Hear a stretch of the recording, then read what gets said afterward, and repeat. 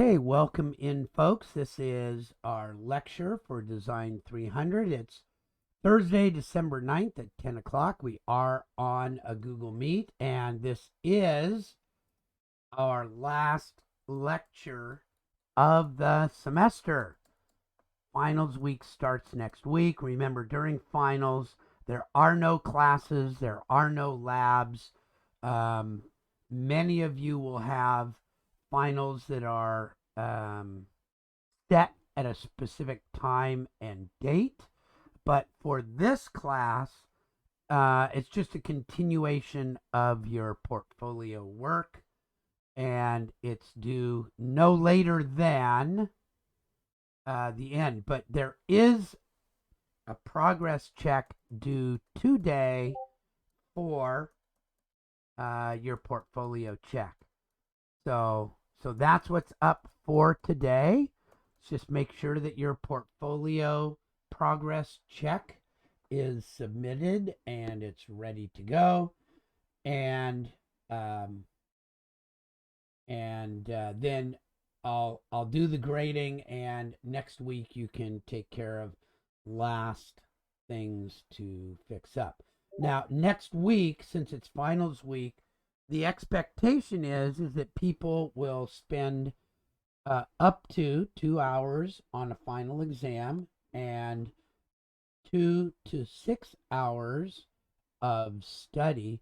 But my hope is that since there's no real extra study and you're just putting stuff together, and you've already had about 12 to 15 hours of work available to put into it, that you could potentially finish your portfolio within about 2 to 4 hours of work, so that your finals week is fairly straightforward and simple, and then you're ready for a happy holiday. Won't that be cool? So let's just take a look. All I want to do is just kind of do a little review of what we went over this semester, and we covered a lot. The expectation is that you remember the topics that we covered and a little bit about the high points, but most importantly, that you've organized your materials and your work in such a way that you can go back and get it when you need it later on in classes or later on in your career. Or when you have nothing better to do, you can just go in and do some reading and some research on your own because it's fun. So we'll see if you guys do that, but this is what we've got. Okay, so first we started talking about the site, and that's the ground and everything on a job that is not the building itself. And that includes what's under the ground, pipes for utilities and lines and wires. So utilities and services, it's the ground itself and maybe how it has to be compacted or not according to specifications. Maybe doing some proctor tests. And it includes things like building pads and layouts and things like that. So the site itself, grading is another important part of the site. When the site is prepared, we can work on the foundations and footings. So foundations are something like you see in this little picture. Footings are sometimes like this, but they're just discrete little blocks that are either driven into the ground or set on the ground.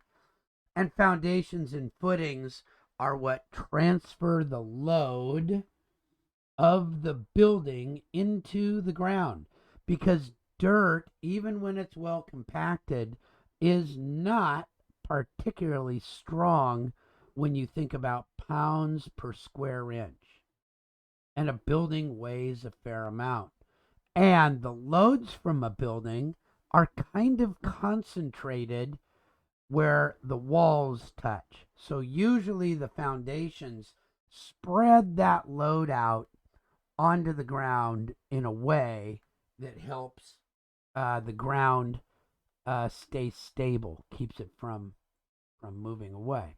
And so that's foundations and footings. And we talked some about rebar to keep concrete from breaking. And we talked about concrete itself because in our area in Northern California, actually most of California, concrete is one of the most common foundation and footing materials.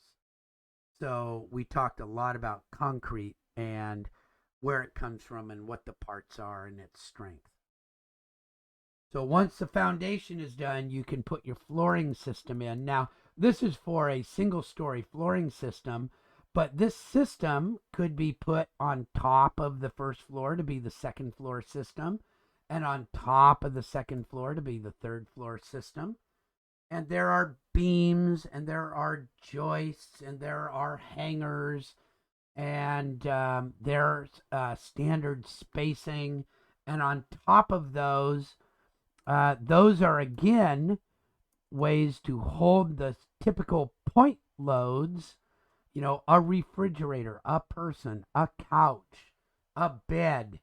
Those put big loads in one little area, and all of these are set to space it out and to provide a consistent nailing pattern so that you know where to attach the actual subfloor and finish floor. And then we talked a little bit about vapor barriers and things like that. So already we've talked a good amount. There's a ton of information there. And there are engineers and architects that spend their entire career just on one portion of this, one portion of the site work, one portion of foundations or footings, one type of flooring system. So we covered a lot of ground right there. When we're done with that, we start talking about the building envelope. Once we've got a floor, we need to do something to keep the internal environment stable as we want it and keep the external environment from impinging and changing the internal environment. And that usually consists of some walls and some windows and some doors and the fancy flashing and sealing and finish work that goes on with each of those. And we talked that there's multiple ways of designing, two different main standards, which are wood frame and advanced frame. So, which is also wood, but advanced framing. And so we talked about those and some modules and how to estimate things and material costs and how to call them out. And all the way along, we talked about certain types of specifications that might be useful to help the contractor and the designer know exactly what you're talking about. And the specification that we chose, the format was called Master Format Specification, or 3-part spec. And we talked a little bit about what those specifications are like. So we talked a bunch about that, and we talked mostly about wood because that's used a lot here. And so once the building envelope is done, and we didn't do too much. There are other building envelopes. If you're doing commercial, there's tilt up and poured in place concrete and steel framing and all sorts of stuff. But we can't teach you everything about all construction methods. So we chose one that by the time we've got the roofing done, you've got a complete building. So in roofing, we talked about the types of roof. This one's a gable roof, and rafters and joists and trusses and battens and underlayment and insulation and all the and the finished material. So all the parts that go into a roof system, and we talked about the slope of the roof and things like that. And essentially, we looked at also ratings and specifications. So those are the parts of the building that we looked at the material and design resources for.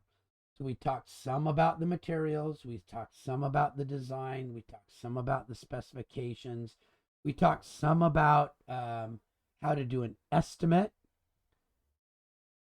So we really covered a lot right there. But that's not where we stopped. That's really the crux of the class. But since we're talking about design resources, we want to talk about energy analysis and how choosing different materials, how they're oriented, how they're put together, and what their performance is like.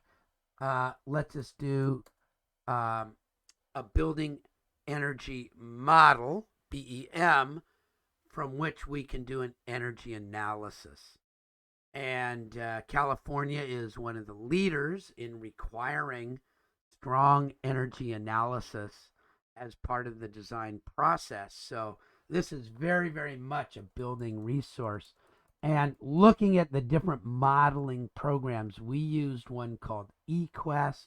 Revit has one internal to it. We looked at a little bit of a comparison between those two. But these 1, 2, 3, 4, 5 are the main ones.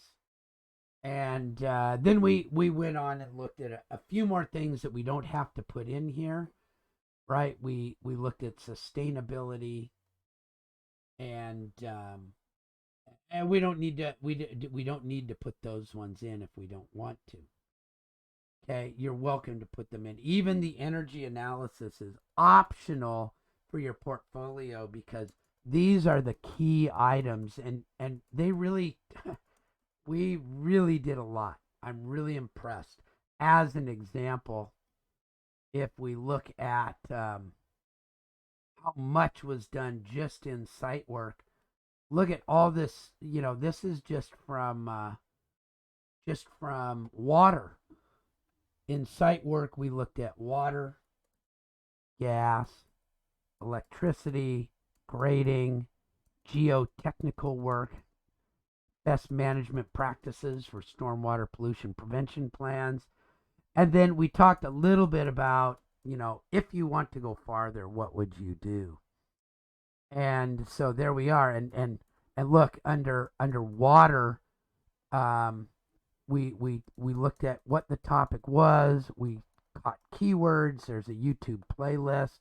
There were specs and standards and resources. I don't believe we did calculations on the water, but we did do drawings that had to do with the water themselves. So, and each of these has something that complex. So, really, you guys did a tremendous amount of work. I want to congratulate you. I was super impressed with the work that you did. Everybody really did nice presentations all the way along. I think your grades all reflected that. And I'm really, really, really looking forward to seeing your final presentations. Now, some people have very large presentations, and because they got everything in, and page by page by page. And some people have a presentation that looks more short like this, but has a lot of information embedded in it. Both of them work very well. I'm really looking forward to seeing the style and the look and the feel of what people do. And of course, I already know that I'm going to be impressed with the content because I've seen the content that you've developed all the way along this whole semester. So I want to congratulate you all again. I want to thank you all for doing really nice work and making my job easier when high quality work is presented to me in the assignments. It's just so easy to grade, and it's a pleasure to grade. And all of you were part of that for me this semester, so I want to thank you. And at this point, that's all we've got. I can't wait to see your progress checks and then your final submittals. And just read your comments on the progress checks. For some of you, it might even just say, just please submit exactly what you've got into your final one and be done. If it's at that level already. All right. So thank you very much. Congratulations on a great job, and happy holidays to all of you. And I look forward to seeing you in one of the next design technology classes next semester. Thanks, folks. Bye.